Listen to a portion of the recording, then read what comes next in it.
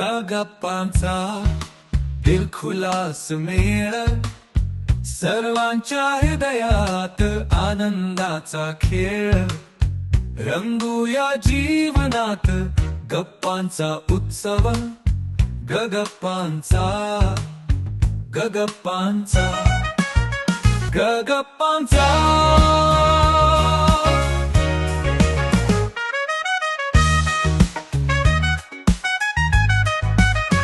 गप्पांचा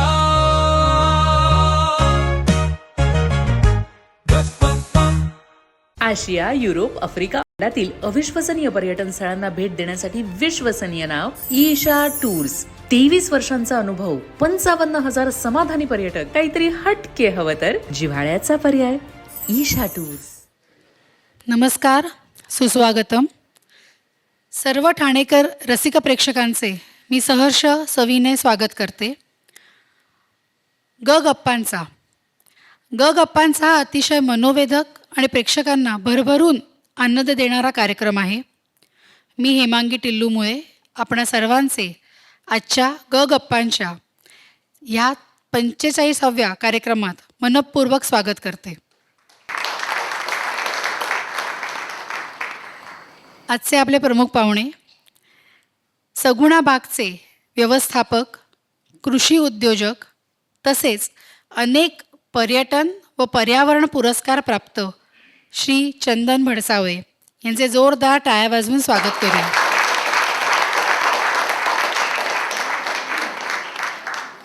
गप्पांचा हा कार्यक्रम मुख्य संस्थापक त्याचे जितेंद्र वैद्य यांनी सुरू केला आणि त्यांच्या संकल्पनेला उचलून धरणारी त्यांची टीम सर्वश्रुत आहे. सर्वप्रथम वामन शंकर मराठे ज्वेलर्सचे अभय मराठे यांच्या पाठिंब्यामुळे आपल्याला हा हॉल कार्यक्रमासाठी उपलब्ध होतो, त्यासाठी त्यांचे धन्यवाद. ईशा टूर्सचे आत्माराम परब आणि ईशा परब हे आपल्याला सहप्रायोजक म्हणून लाभले आहेत, यांचे देखील मनापासून आभार आणि धन्यवाद. या हॉलमधील सर्व व्यवस्था, आवश्यक त्या सुखसोयी वेळेत उपलब्ध करून देणारे ओमकार कॅटरर्स यांचे देखील आभार. मी गप्पांचा या संस्थेचे संस्थापक जितेंद्र वैद्य यांना विनंती करते की त्यांनी आपले आजचे प्रमुख पाहुणे श्री चंदन भडसावे यांना सन्मानाने व्यासपीठावर घेऊन यावे. गप्पांचा दिलखुलास मेळ, सर्वांच्या हृदयात आनंदाचा खेळ. रंगूया त्यांचे जोरदार टाळ्या वाजून पुन्हा एकदा स्वागत करूया. उत्सव गप्पांचा गप्पांचा. गप्पांच्या टीमचे मेंबर नरेंद्र फडके यांना मी विनंती करते की त्यांनी पाहुण्यांचे स्वागत भेटवस्तू देऊन करावी. गप्पांचा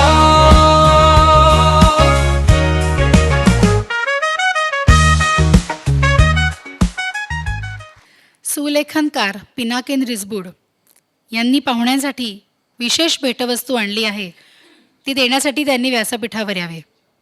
गप्पांचा दिलखुलास मेळ, सर्वांच्या हृदयात सभागृहाचे विश्वस्त वामन शंकर मराठे ज्वेलर्सचे अभय मराठे आणि अजित मराठे यांना विनंती करते की त्यांनी व्यासपीठावर यावे. ईशा टूर्सचे आत्माराम परब यांना विनंती करते की त्यांनीही व्यासपीठावर यावे. गप्पांचा दिलखुलास मेळ, सर्वांच्या हृदयात आनंदाचा खेळ. रंगूया जीवनात गप्पांचा उत्सव, गप्पांचा गप्पांचा गप्पांचा.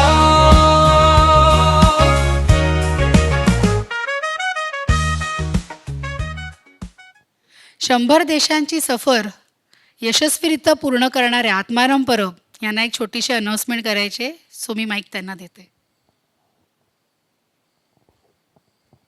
नमस्कार. आपला हा 47वा कार्यक्रम 45वा कार्यक्रम. आपण 48वा कार्यक्रम जो 49वा असेल का? ओके, ऑगस्टमधला 49वा कार्यक्रम आपण लडाखमध्ये करणार आहोत. हां. आणि त्याच्या ज्या पाहुणे असणार आहेत त्या तुम्हाला मला वाटतं सर्वांना कदाचित नावाने माहीत असतील. सुमेधा चिथडे, ज्यांनी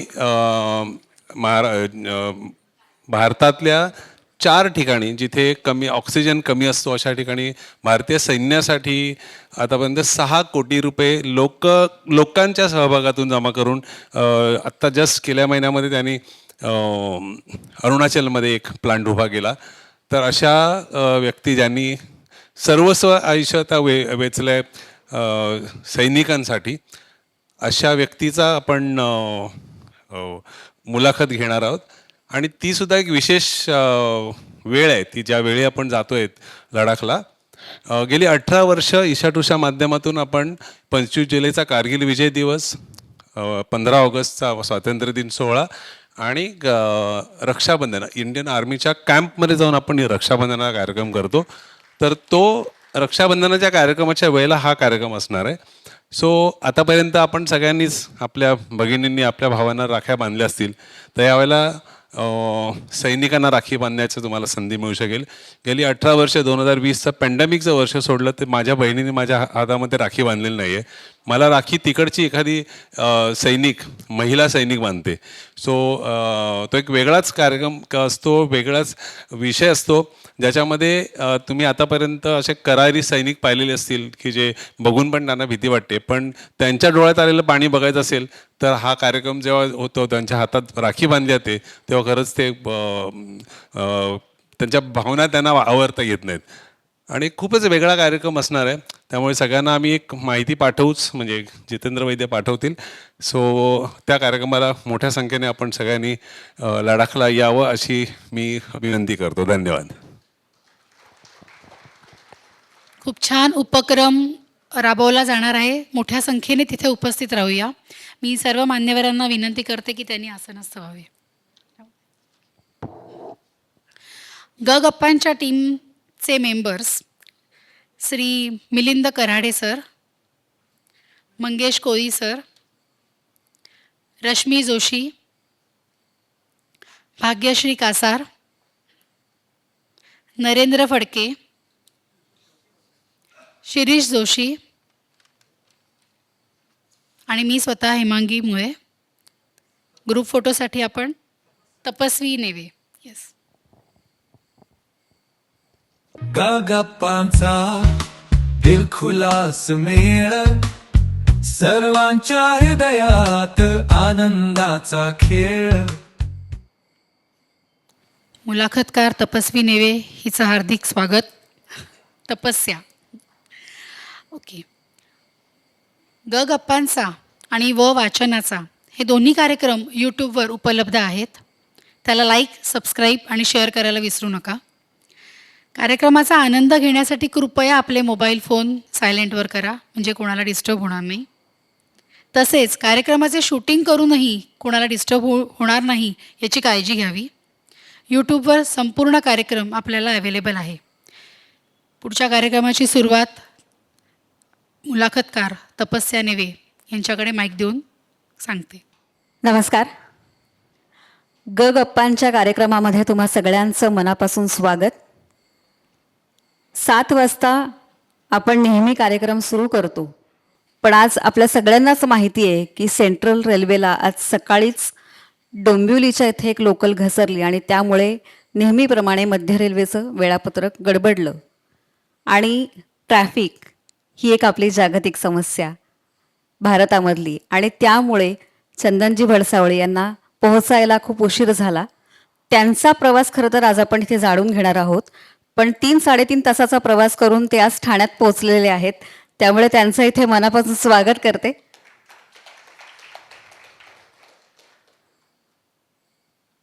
आपण सामान्यतः बघतो की आपली मुलं उच्च शिक्षित होतात, परदेशात जातात आणि मग तिथेच स्थायिक होतात.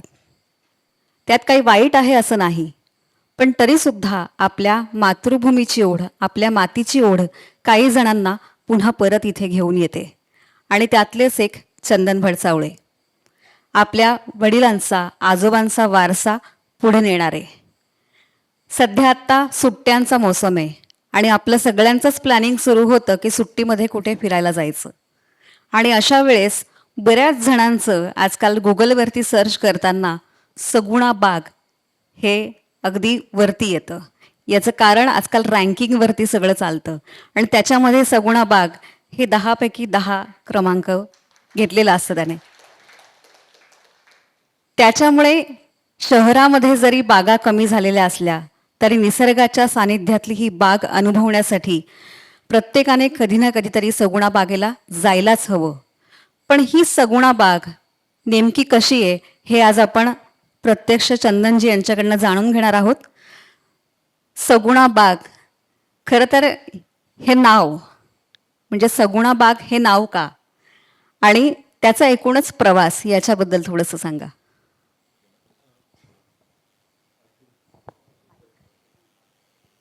आता ऐकू येत आहे. यस. सो मंडळी नमस्कार, माझं नाव चंदन आणि खूप सॉरी, मी खरोखर 3.5-4 तास प्रवास करून उशिरा येण्याची पहिलीच वेळ माझी कुठल्याही कार्यक्रमात. पण सगुणा बाग हे जे नाव आहे, सगुणाबाई ही माझी पणजी आणि अगोदर सगुणा डेअरी असं नाव होतं स्वातंत्र्याच्या अगोदर. माझे आजोबा श्री हरिभाऊ भडसावळे खूप मोठे स्वातंत्र्यसैनिक होऊन गेले. आयुष्याचे जवळजवळ 3.5-4 वर्ष त्यांनी एकूण जेलमध्ये घालवली होती. सगळ्यात शेवटी त्यांना फाशीची सजा झाली होती. त्यांना दादरला एका चाळीमध्ये पकडलं होतं 800 किलो स्फोटकांबरोबर आणि त्याच्यामुळे त्यांना फाशीची सजा झाली. पण त्यांना सजा ते कापत असताना स्वातंत्र्य हळूहळू म्हणजे आलं आणि त्याच्यामुळे ते सुटले. सो त्यांच्या आईचं नाव सगुणाबाई आणि ते त्यांच्या वयाच्या खूप लहानपणी गेल्या आणि त्याच्यामुळे आणि ते जेव्हा स्वातंत्र्य चळवळीत होते तेव्हा त्यांचं घर चालावं, त्यांना भाऊबंद होते बरेचसेच आणि त्याच्यामुळे घर चालावं म्हणून त्यांनी डेअरीचा व्यवसाय चालू केला होता त्यावेळेला आणि दुग्ध व्यवसाय चालू राहावा आणि त्याला काहीतरी नाव आपल्या जवळचं असावं आणि त्यांना त्यांची आई सतत मिस व्हायची म्हणून त्यांनी सगुणा डेअरी असं नाव ठेवलं. आणि स्वातंत्र्यानंतर ऑफकोर्स त्यावेळेला जेव्हा फाशीची सजा जेव्हा त्यांना सुचवली तेव्हा ते डेअरी वगैरे जे काय होतं ते सगळं तेव्हा बंद पडलं कारण की त्यावेळेला सगळ्यांनी ते गायी वगैरे सोडून नेल्या. त्यावेळेला समाज विचित्र होता कारण की ब्रिटिशांच्या अगेन्स्ट तुम्ही जेव्हा लढत होता तेव्हा समाज काही तुम्हाला फार सपोर्टिव्ह नव्हता. तर त्यावेळेला बरेच लोकांना बरोबर वाटायचं नाही की सरकारच्या अगेन्स्ट हे करतायत आणि त्यामुळे लोकांनी बऱ्यापैकी ते गोठ्याचं सामान गायी बऱ्याचशा होत्या ते सगळं सोडून नेल्या. त्याच्यामुळे डेअरी तिकडे तेव्हा बंद पडली आणि स्वातंत्र्यानंतर काहीतरी आपलं शेतीमध्ये आपली मुलं काम करतील किंवा शेतीमध्ये आपलं कुटुंब पुढे असेल आणि त्याच्यासाठी नदीच्या शेजारी कुठेतरी जागा घ्यावी शहरापासून दूर म्हणून त्यांनी नेरळमध्ये एक साधारणपणे 50-55 एकर जागा, ऑफकोर्स त्यावेळेला एवढी जागा एकदम घेतली नाही पण त्यावेळेला हळूहळू ते त्यांची लँड बँक जमवत गेले आणि मग त्याला नाव द्यायचं काय तर परत सगुणा बाग असं त्यांनी त्यावेळेला नाव ठेवलं. साधारण 1960 साली त्याचं नाव सगुणा बाग असं झालं. निश्चितच. आणि तुम्ही आत्ता जो उल्लेख केलात की 50-55 एकरमध्ये ही जी जागा होती, ही जी जमीन होती, तर त्याच्यामध्ये शेती करणं हा मुख्य उद्देश कदाचित त्यावेळेस असावा. पण मी असंही ऐकलंय की त्या काळी साप तुमच्याकडे खूप होते आणि या सापांनी माणसांना आकृष्ट केलं आणि तुमच्याकडे येणाऱ्यांची संख्या वाढली. तर नेमकं काय आहे? कारण तुमचे सुद्धा अनेक जर आपण यूट्यूबला बघितलं तर त्यांच्याबरोबर माणसांपेक्षा त्यांचे साप मित्र आहेत असं जास्त मला वाटतं.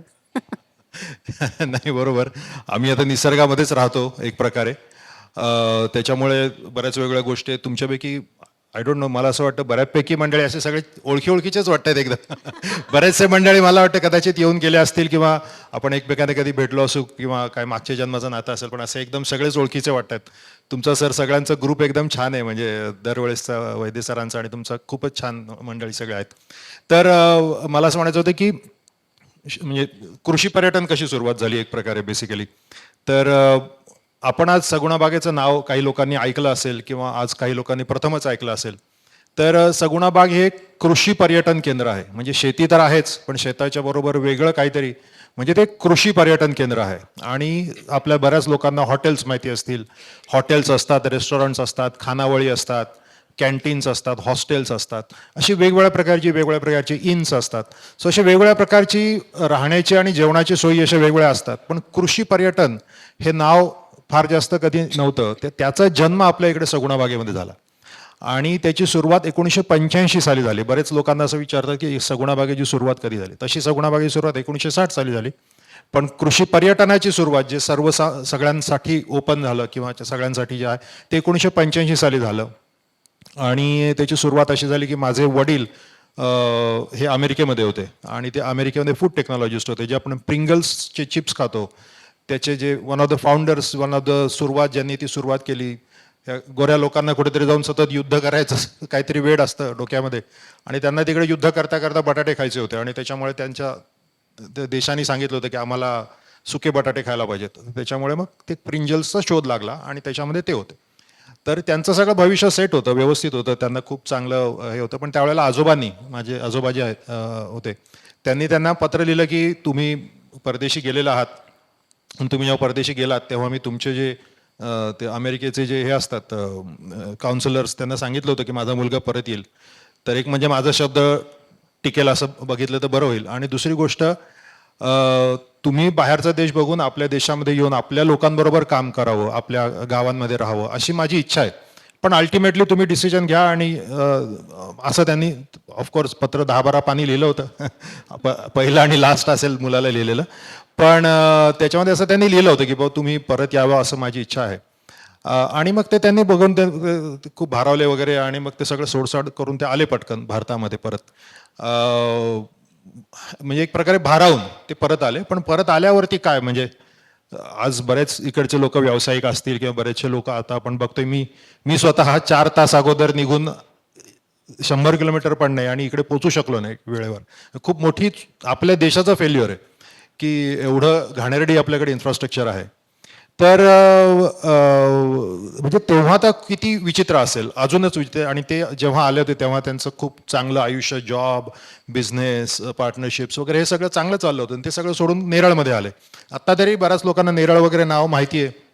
त्यावेळेला नेरळ नावही माहीत नव्हतं. जंगलाचा भाग म्हणजे डोंबिवलीच्या पुढे जंगल असंच लोकांचं समज होता आणि होतं सुद्धा. तर मग ते खूप प्रयत्न त्यांनी भरपूर प्रयत्न केले, हे करायचं ते करायचं, पण काही जमत नव्हतं. म्हणजे ते सोडून आले. पण आता त्यांना वाटतं की यार मी काय चूक केली की काय वगैरे. पण त्यांना परत जायचं नाही असं ठरवलं होतं. आणि मग असं करता करता ते हाफकिन इन्स्टिट्यूटला गेले होते. हाफकिन इन्स्टिट्यूटला जाण्याचं कारण म्हणजे माझी आई तिकडे काम करायची आणि त्यांचं लव्ह मॅरेज होतं, त्याच्यामुळे ते भेटायला तिला गेले होते तिकडे. आणि त्यावेळेला एका सायंटिस्टने त्यांना सांगितलं की तुम्ही एवढ्या जंगलात नाही येतात, जंगलाच्या तिकडे साप असतील तर त्याचं सापाचं विष काढून ते आम्हाला का नाही विकत तुम्ही, तुमचा जो इकडे येऊन टाइमपास तरी होणार नाही, तुम्हाला काहीतरी 2 पैसे मिळतील. आणि त्यांना ती कल्पना समहाऊ मनामध्ये बिंबली, खटकली. आणि ते अमेरिकेचं वातावरण कदाचित मनामध्ये असल्यामुळे आणि इकडे भारतात येणारं अपयश सततचं, त्याच्यामुळे त्यांना वाटले काहीतरी नवीन करूया, काय फरक पडतोय. आणि ते भरपूर ऑफकोर्स साप तेव्हाही होते, आताही आहेत आणि सगळीकडे साप असतात. म्हणजे आपण जिथे बसलोय त्याच्या आजूबाजूला सुद्धा साप काय फार वेगळं नाही. जिथे उंदीर आहे, जिथे माणूस आहे तिकडे अन्न आहे, तिथे उंदीर आहे, आणि उंदीर आहे तिथे साप आहेत. सो तिथे पण भरपूर साप होते. आणि त्यांना मग त्यांनी म्हटलं चला ठीक आहे, काय बघू. त्यांनी भरपूर एन्सायक्लोपीडियाज आणले होते अमेरिकेवरनं. त्यावेळेला सगळी मोठी मोठी जी पुस्तकं, एन्सायक्लोपीडियाज भरपूर 2-3 मोठे मोठे बॉक्सेस भरून आणले होते. सगळेचे सगळे म्हणजे A to Z सगळे हे होती, पुस्तकं होती. तर त्याच्यातनं त्यांनी शिकले की सापाचे प्रकार, साप पकडायला शिकले, त्याचं मिल्किंग ऑफ वेनम म्हणजे त्याचं विष काढायला शिकले. ते विष काढून ते हाफकिन इन्स्टिट्यूटला विकायची सुरुवात केली. त्याच विषापासून ते ASVS बनवतं, अँटी स्नेक वेनम इंजेक्शन्स, जे आजही तीच हे आहे. ते विष घेतात, ते घोड्यात इंजेक्ट करतात आणि मग त्या घोड्याच्या रक्तापासून माणसाचा जीव वाचवला जातो बेसिकली, तसं ते आहे. तर मग ते करायला सुरुवात केली. आणि त्याच्याने झालं असं की इमिडिएटली जे पैसे मिळणं, म्हणजे असं काहीतरी आपण घेतलं आणि ते दिलं आणि पटकन पैसे मिळाले, हे पहिल्यांदाच आयुष्यात त्यांनी भारतामध्ये येऊन एक्सपिरियन्स केलं. अनेक म्हणजे 8-10 ऑलमोस्ट वर्षांनंतर त्यांनी एक्सपिरियन्स केलं, अरे असं पण होतंय. आणि दुसरी गोष्ट अशी झाली की पैसे मिळायला लागले, घर चालायला लागलं. आणि दुसरी गोष्ट अशी झाली की लोक जे कधी येत नाहीत, म्हणजे आजही आता इकडे बसलेल्या बऱ्याच लोकांची गावं कोकणामध्ये किंवा इतर ठिकाणी गावं असतील, 80% लोकांची तरी असतील, जे अजूनही संबंध ठेवून आहेत. पण गावाकडे कोणी जातच नाही, म्हणजे अदर देन म्हणजे लग्न आहे किंवा अगदीच गणपती आहे किंवा काहीतरी जत्रा बित्रा आहे गावाकडे, तोपर्यंत गावाकडे कोणी जात नाही. आणि गावाकडे तुम्ही बरेचसे लोक जात असतील एका पर्टिक्युलर पिढीची, पण त्यांची जी यंगर जनरेशन आहे ते काय गावाकडे जाऊन तिथे थांबलेत मामाकडे किंवा काकाकडे आणि मग तिकडे बराच वेळ घालवलाय आणि फारच एक्साईट झालेत वगैरे, असं काही होत नाही आता. म्हणजे आता तर अजिबातच होत नाही. आणि हे आता जवळजवळ 20 वर्षापासून कमी होत चाललंय. तर ते तेव्हाही होत होतं. आणि लोक जे आहेत ती तिकडे यायला लागली, त्यांना ते आवडायला लागलं, साप बघण्यासाठी यायला लागली. आणि साप बघायला यायला सुरुवात झाल्यापासून लोक येत आहेत हीच एक मोठी, कारण की अमेरिका सोडून आल्यानंतर कोणतरी वेडा माणूस आहे जो तिकडे चड्डी घालून काम करतोय आणि शेतामध्ये काम करतोय, कोण येणार ना. म्हणजे त्यावेळेला अमेरिका सोडून परत यायचं 76 साली आणि मग ते शेतात काम करायचं, ते सुद्धा म्हणजे मुंबई पुण्यातनं कुठे. म्हणजे लोक एक प्रकारे वेड्यातच काढत होते की काय, कोणी मित्र नाही, कोणी नातेवाईक नाही, कोण कशाला जाईल तिकडे, काही रस्ता नाही, इलेक्ट्रिसिटी नाही, सगळंच उजेड म्हणजे, तर त्याच्यामुळे कोण कशाला जाईल. सापांमुळे लोक यायला लागली, आजूबाजूच्या शाळा, आजूबाजूचे माथेऱ्यांना जाणारी लोक, कधी न येणारे नातेवाईक, कधी न येणारे मित्र, ते सगळे यायला लागले आणि त्यांना ते आवडायला लागलं की साप आहेत. आणि मग ते साप बघायला यायला लागले. साप बघल्यानंतर मग चला तुम्हाला शेती दाखवतो, कारण की आलेला माणूस एक तर पाहुणाच कधी येत नाही शेतावरती. आणि ही आजही परिस्थिती आहे, ही तुम्हाला सगळ्यांना माहिती असायला पाहिजे आणि कदाचित माहिती असेल सुद्धा, पण ती तुम्हाला स्पष्ट अजून शेतकऱ्याच्या तोंडून सांगतं की कधी जात नाहीत, म्हणजे माणसं कधी शेतावर जात नाहीत, गावाकडे जात नाहीत. आणि ते तो खूप one of the biggest issues आहेत जे अजून पुढच्या 10 वर्षामध्ये आपण बरेचसे आपल्या कालखंडामध्ये आयुष्यामध्ये हा फूड क्रायसिस नक्कीच बघणार भारतासारख्या देशामध्ये, जिथे जेवायला काही माणसांना प्रॉब्लेम्स होतील, जेवण मिळू शकणार नाही. तर हे वन ऑफ द कारण की शेतकरी कमी होत आहेत आणि शेतीमधनं यंगर जनरेशनचा इंटरेस्ट कमी होतोय. तर ते करता करता म्हणजे असे लोक यायला लागले, लोकांनी साप बघायतले. सापाच्या नंतर मग सगळं, चला मी तुम्हाला बैलगाडीत नदीवर घेऊन जातो, तुम्हाला मासे दाखवतो, तुम्हाला दूध काढायला घेऊन जातो, हे सगळं लोकांना आवडत होतं. लोक परत परत त्याच्यासाठी यायला लागले. आणि मग ते म्हणायला लागले, हे 20 रुपये ठेव, 100 रुपये ठेव, पण आम्हाला कम्फर्टेबल कर. आणि मग तशी कृषी पर्यटनाची सुरुवात 85 साली झाली. आता वडिलांना आजोबांनी पत्र लिहिलं होतं म्हणून ते भारतामध्ये परत आले.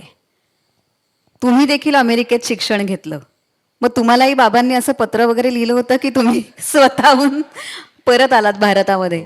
नाही, मी स्वित्झर्लंडमध्ये होतो. मी हॉटेल मॅनेजमेंट केलं आणि मी आचार्य आहे, शेफ.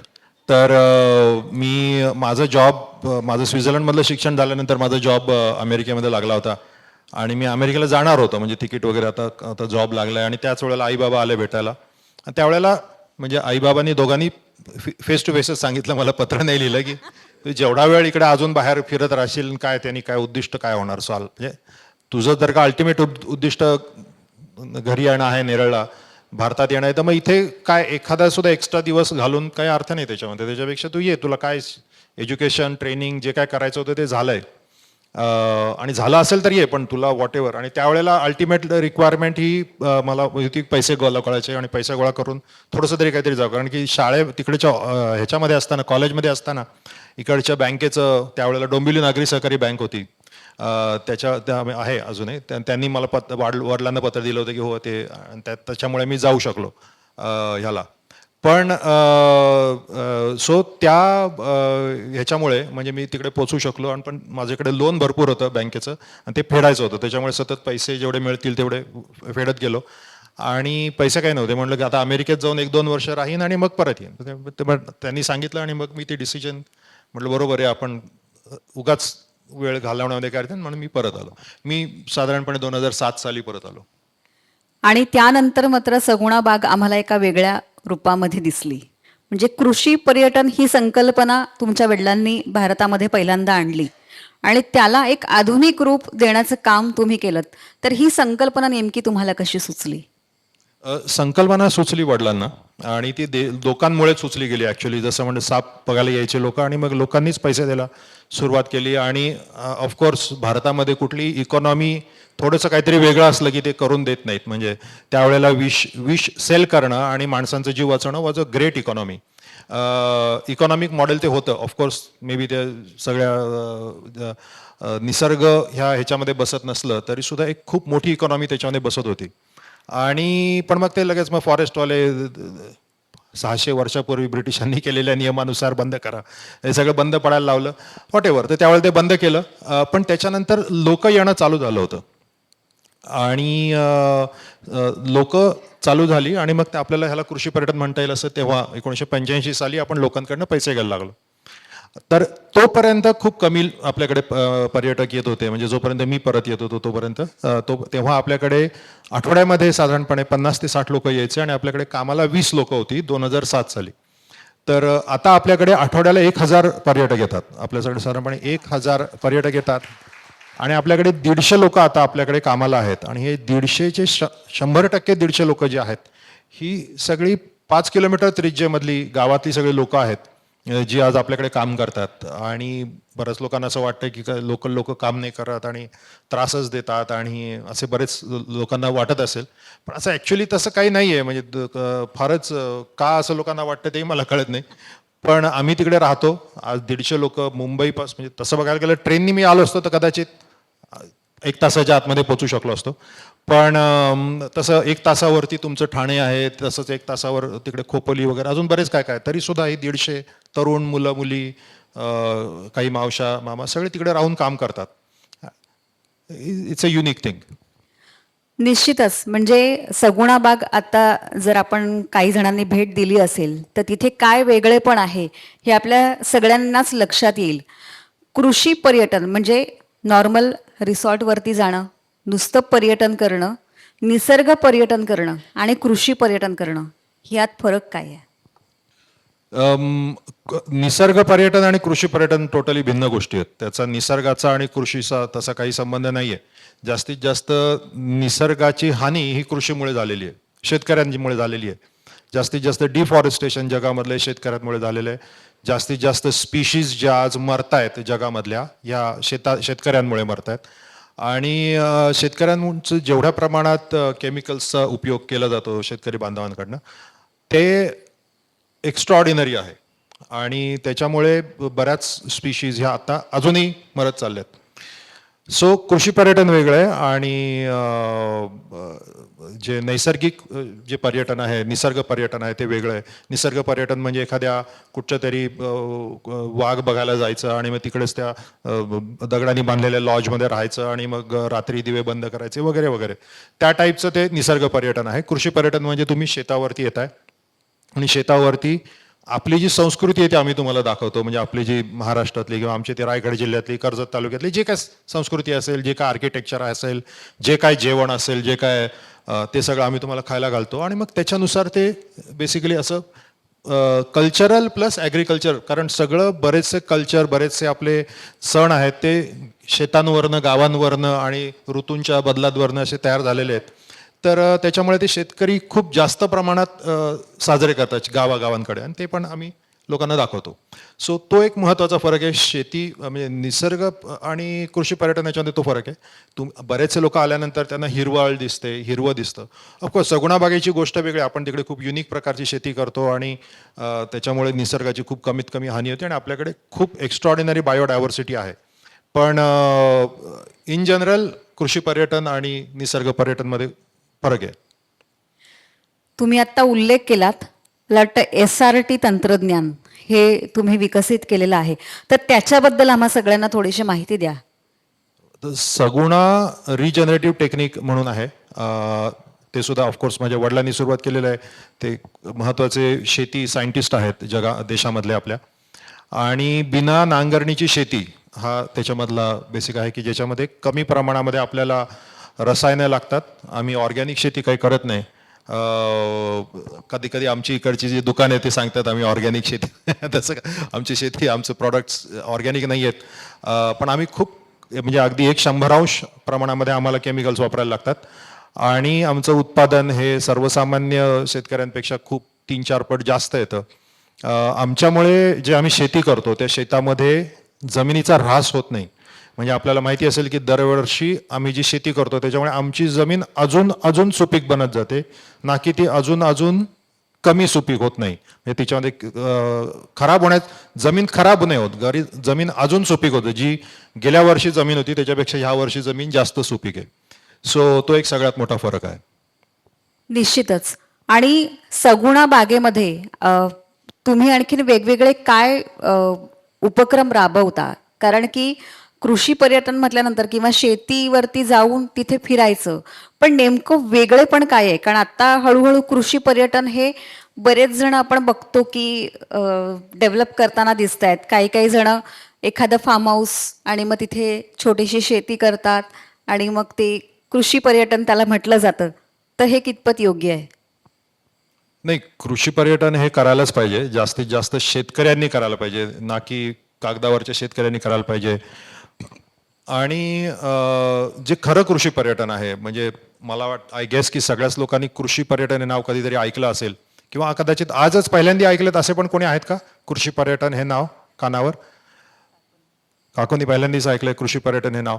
सो अजूनही सगळ्यांपर्यंत कृषी पर्यटन ही कॉन्सेप्ट गेलेलं नाही. कृषी पर्यटनमध्ये गेल्यावर, कारण आपल्याला माहिती असतं रिसॉर्टमध्ये गेल्यावर काय आहे, हॉटेलमध्ये गेल्यावर काय आहे, एखाद्या लग्न समारंभामध्ये आल्यावर काय तिकडे असणार आहे, वधू पक्ष, हे पक्ष, AC हॉल आणि बसायची सोय वगैरे. आणि तसं कृषी पर्यटन तुम्ही काय एक्सपेक्ट करणार? कारण त्याचं स्टँडर्डायझेशन काही झालेलंच नाही आहे.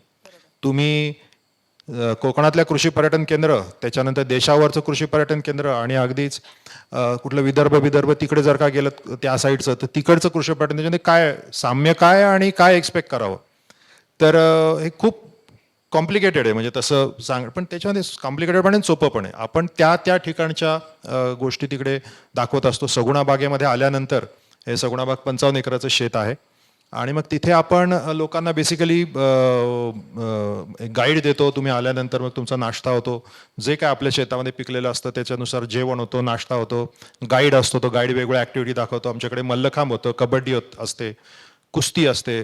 तर हे खेळ आम्ही आमच्या इकडे करतो. आमच्याकडे 50-70 मुलं दररोज शिकायला असतात, मल्लखांब शिकायला असतात. लहान मुलं, मुली रोप मल्लखांब शिकतात. त्याच्यानंतर मोठी मुलं जी असतात ते कबड्डी आणि कुस्ती खेळण्यासाठी येतात आणि त्यांचा व्यायाम चालू असतात भारतीय व्यायाम पद्धतीने. तर असं सगळं तिकडे असतं. ते लोकांना दाखवतो, मल्लखांब दाखवतो. आम्ही मासे काढून लोकांना दाखवतो. आमच्याकडे 6 तलाव आहेत, त्याच्यामध्ये मासे काढून दाखवतो.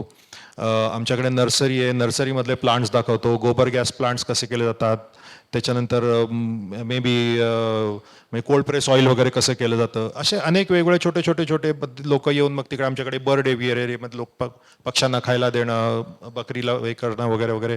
नदीत पोहायला नेतो आम्ही सगळ्यांना. आणि नदीमध्ये कधीही कुठल्याही जगामध्ये अवेलेबल नसणारे एक युनिक राईड म्हणजे वॉटर बफेलो राईड. म्हणजे नदीमध्ये जसं म्हशी नेतात धुवायला आणि मग त्याच्यावर तुमच्यापैकी किती जण बसलेत मला माहिती नाही लहानपणी, पण म्हशी धुवायला न्यायच्या नदीमध्ये आणि मग त्या म्हशींवर बसायचं. मग ती म्हैस अशी जोरात अशी पळते, मग ती नदी पाण्याच्या बाहेर जाण्याच्या अगोदर म्हशीवरनं उडी टाकायची बाहेर. हा सर्वसामान्य ग्रामीण युवकांचा एक गेम असतो. तर त्याच्यापैकी आमच्याकडे तसं आम्ही नाही करत अगदी भयंकर, एवढ्या एक्स्ट्राऑर्डिनरी लेवलला नसतं, पण त्यातल्या त्यात अशा काही म्हशी असतात ज्यांना आम्ही नदीवरती पाण्यामध्ये जिथे लोक पोहायला जातात तिथेच घेऊन जातो. मग तिथे ते म्हशी असतात, त्याच्यावरती माणसं बसतात, ते गोल गोल फिरतात. ते एक वॉटर बफेलो राईड पण आम्ही माणसांना देतो. नदीमध्ये पोहण्याचा आनंद, कारण आता नद्या खूप भयंकर प्रदूषित होत चाललेल्या आहेत. तर आमच्याकडची असणारी नदी अजूनही पुढच्या काही वर्ष तरी चांगली असेल. तर तिकडे आम्ही लोकांना नदीवरती घेऊन जातो. आमच्याकडे स्विमिंग पूल नाही आहे, आमच्याकडे दारू अलाउड नाही आहे, आमच्याकडे TV नाही आहेत रूममध्ये, आमच्याकडे धांगडधिंगा असं काही फार कधीच नसतो. आमच्याकडे आदिवासी नृत्य होतात वेगवेगळ्या प्रकारची. ते तेव्हा लोक त्याच्यामध्ये सहभागी होतात, नाच करतात. संध्याकाळी कॅम्प फायर असते, लोक भेंड्या खेळतात.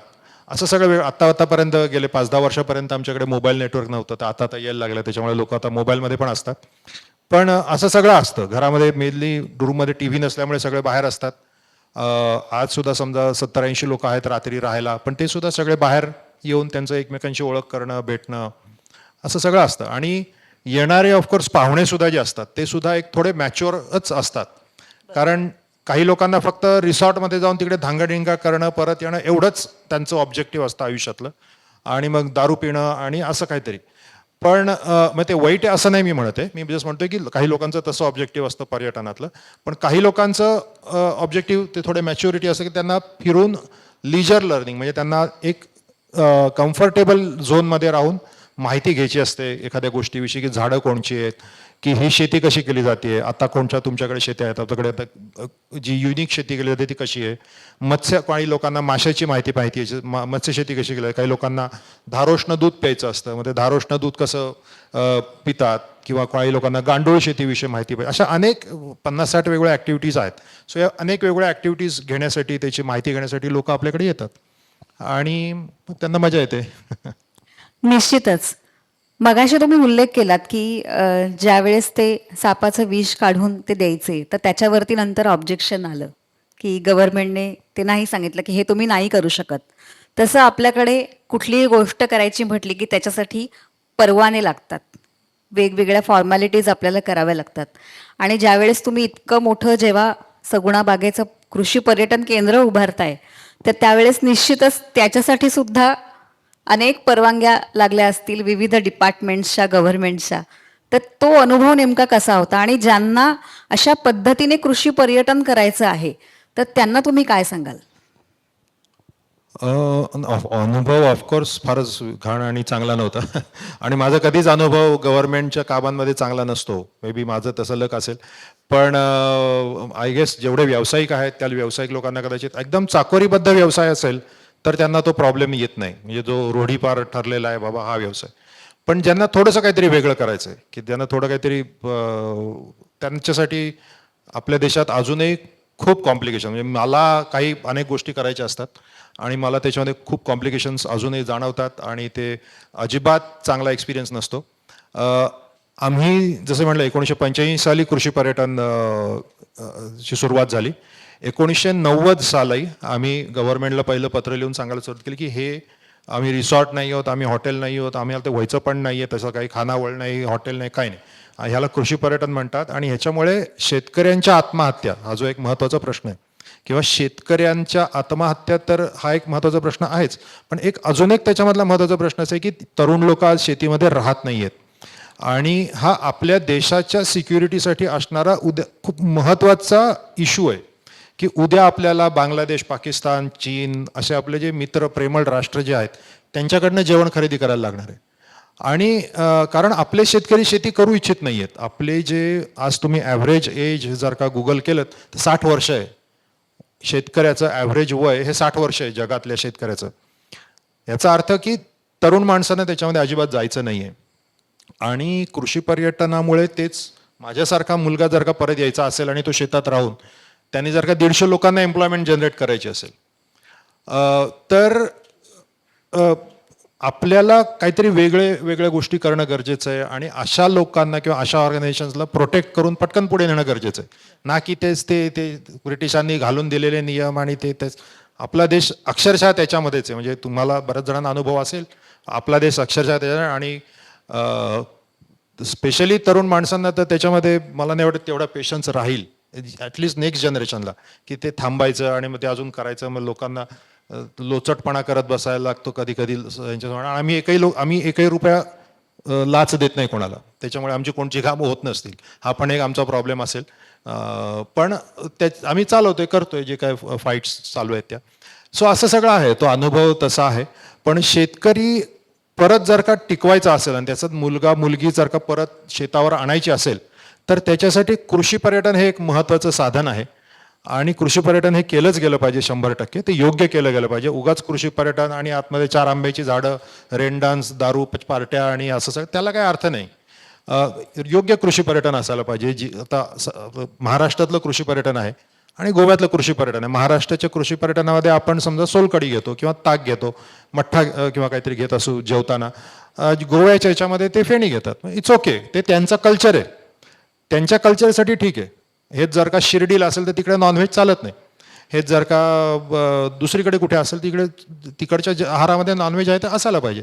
सो असं ते अगदी मस्ट आणि नॉन मस्ट असं काही नाही, पण ते कल्चरशी जोडलं गेलेलं पाहिजे, आपल्या बेसिक गोष्टींशी असायला. असं ते खूप महत्त्वाची गोष्ट आहे. त्याच्याविषयी पण खूप खोलात जाऊन मी तुमच्याशी किती तास बोलू शकतो, पण तेवढं मला हे नाही. पण तसं आहे. आणि आमचं जे ब्रीदवाक्य आहे सगुणा बागेचं की शेतीतून प्रतिष्ठेकडे, आणि प्रतिष्ठा खूप महत्त्वाची आहे.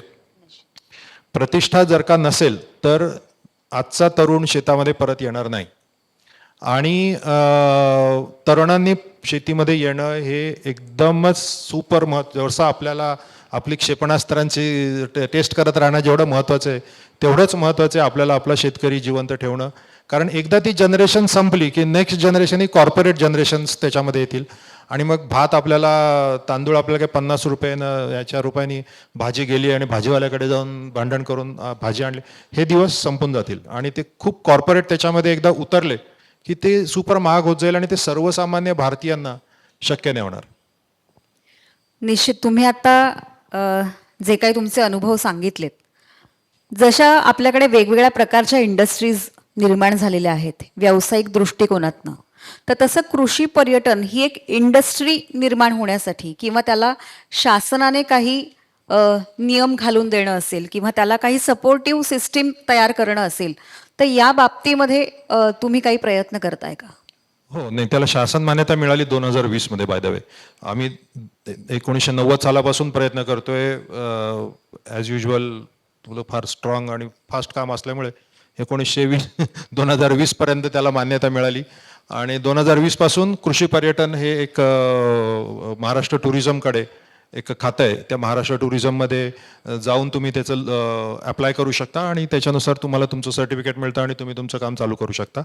पण मी काहीतरी इलिगल बोलीन इकडे असं की तुम्ही एवढा वेळ थांबू नका. माहीत म्हणेन तुम्ही, आपण तर आपलं काम आम्ही 1985 साली चालू केलं आणि आम्हाला असे बरेच वेळा अनुभव, ते थांबायची काही गरज नाही. आपण आपले कामं जी करायची ती करत राहावीत असं मी सजेस्ट करीन. आपल्याला जर का काही वेगळं माहिती असेल, करायचं असेल, तर आपण ते we just go ahead and do it आणि रादर दॅन वेटिंग. कारण की आपण अशा जगातच नाही आहोत की आत्ताचं जग असं नाही की आपण थांबून 20-5 अजूनही म्हणजे कृषी पर्यटनासारख्या बेसिक सर्टिफिकेशनला सुद्धा खूप दिवस लागत आहेत, अजूनही मिळायला खूप वर्ष लागत आहेत. तर तेवढं थांबायची काही गरज नाही. तुम्ही, मला असं वाटतं शेतकऱ्यांनी शेतावर थांबणं आणि आपलं शेत जिवंत ठेवणं, रादर दॅन ते कोणाला तरी विकून टाकणं, त्याच्यापेक्षा जिवंत ठेवणं, तिकडे काहीतरी चालू ठेवणं हे खूप महत्त्वाचं आहे. निश्चित कृषी पर्यटन हे आत्ता 2020 मध्ये तुम्ही म्हणालात की आता शासनाने ते टुरिझमने ते स्वीकारलेलं आहे की हेही एक क्षेत्र आहे. पण तुमच्याकडे ऑस्ट्रेलियावरनं एक जण आल्या होत्या कृषी पर्यटनासंदर्भात आणि त्यांनी हा शब्द मला असं वाटतं त्यावेळेस तुम्हाला सांगितला, तर तो अनुभव सगळ्यांना सांगा ना. 1990च्या दशकामध्ये मॅगी व्हाईट म्हणून आल्या होत्या. ते ऑस्ट्रेलियन टुरिझम सेक्रेटरी होत्या आणि त्यावेळेला रागेश्वरी नावाची ॲक्ट्रेस होती, त्यांच्याबरोबर त्या आल्या होत्या. आणि तर त्यांच्याकडे ते फार्म टुरिझम असं म्हणतात किंवा बार्न टुरिझम असं म्हणतात.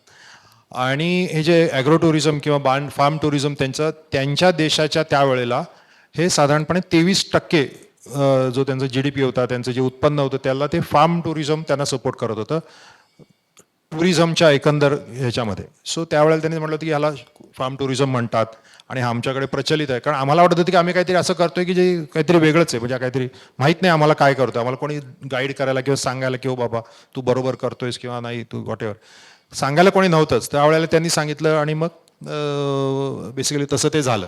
पण तोपर्यंत म्हणजे कृषी, कारण की हे कृषीवरती आधारित होतं.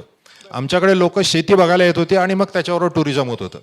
शेती नसती आणि नुसतंच येऊन काहीतरी गाव बघतायत असं नाही येते.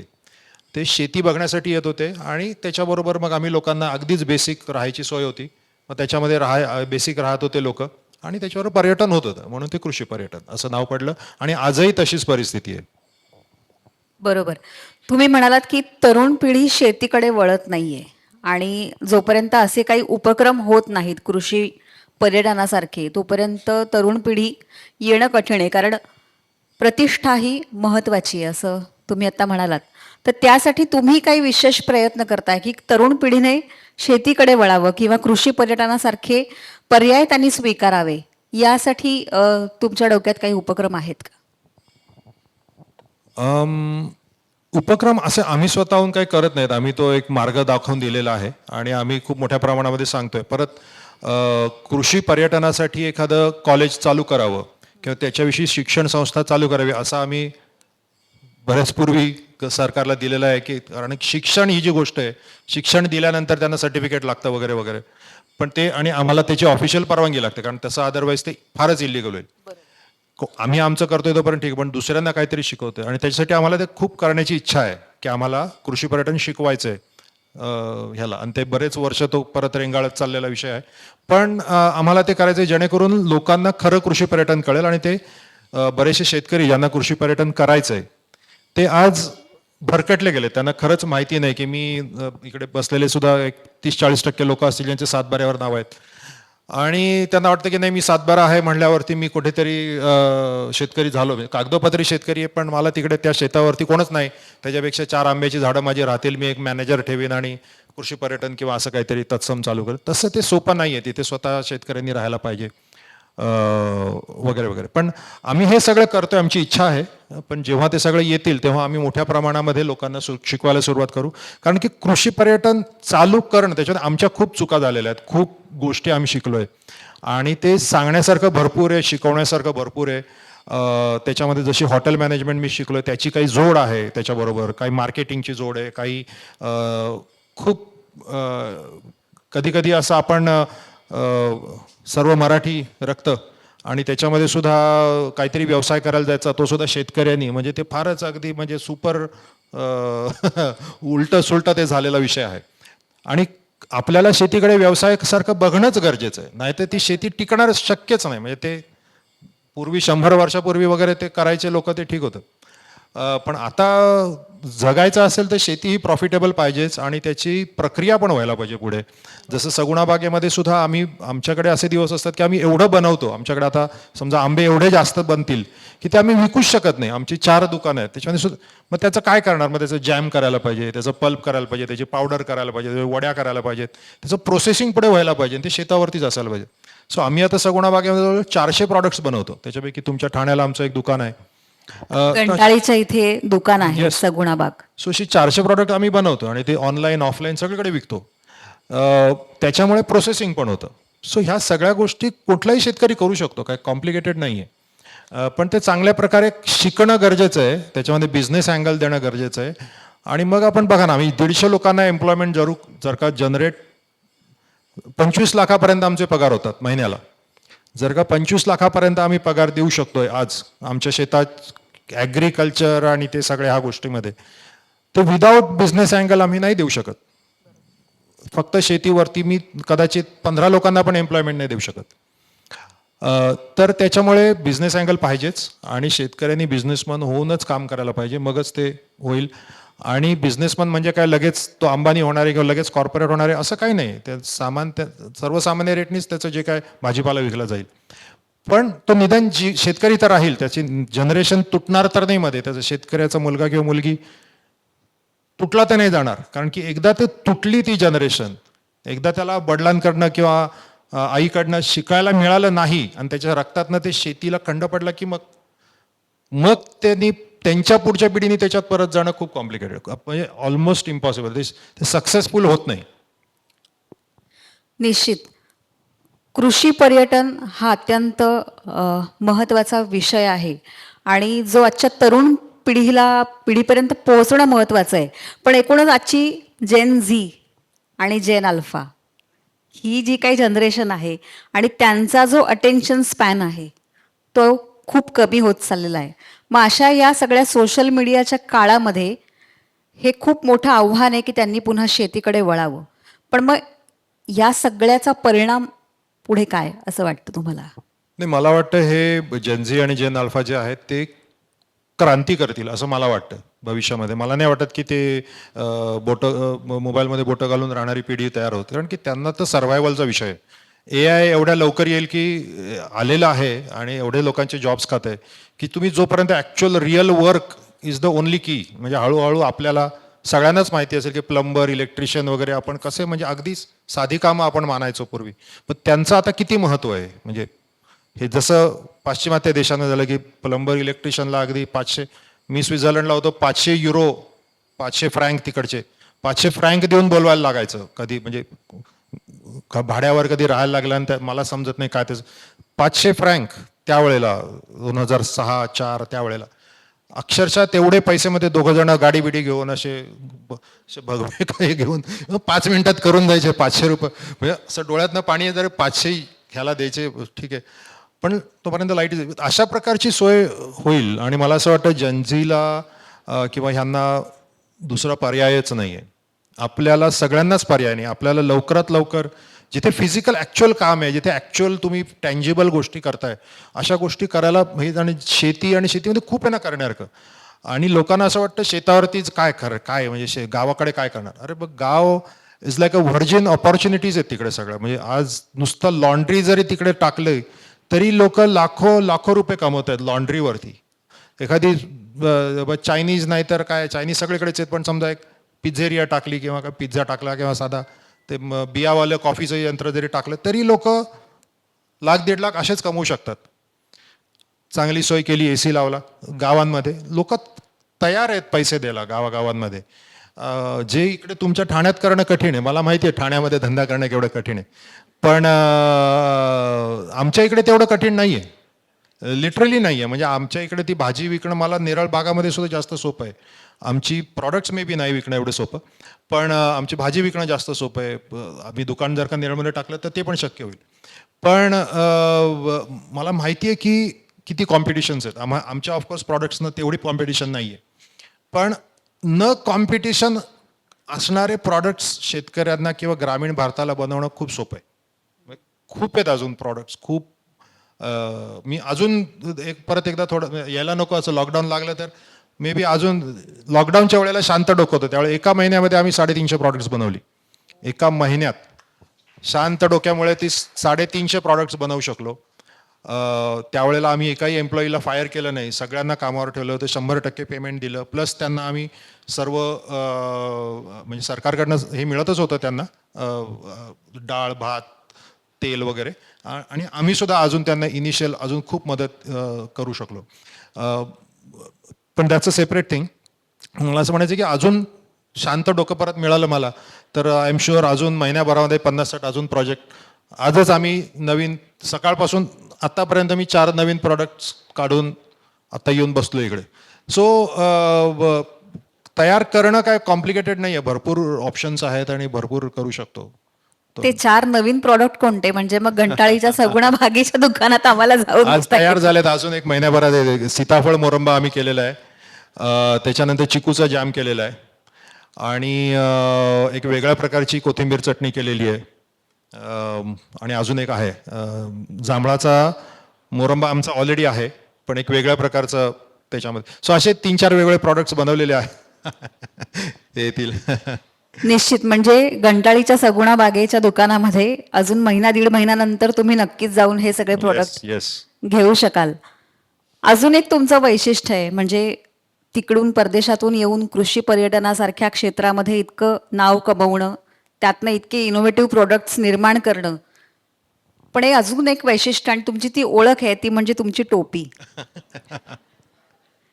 तुम्ही बघता का? व्हिडिओ बघता? कोणी आहे?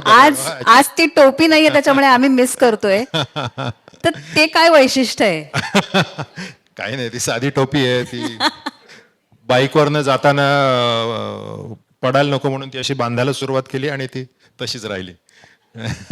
मला असं वाटलं की ते प्राणी प्रेम तुमचं जे काही आहे, तर तो काही एक थॉट त्या टोपीमध्ये आहे का? प्लॅनिंग एवढं काही येत नव्हतं. ती टोपी पण नाही आणि मिशीचं पण काही नाही त्याच्यामध्ये प्लॅनिंग.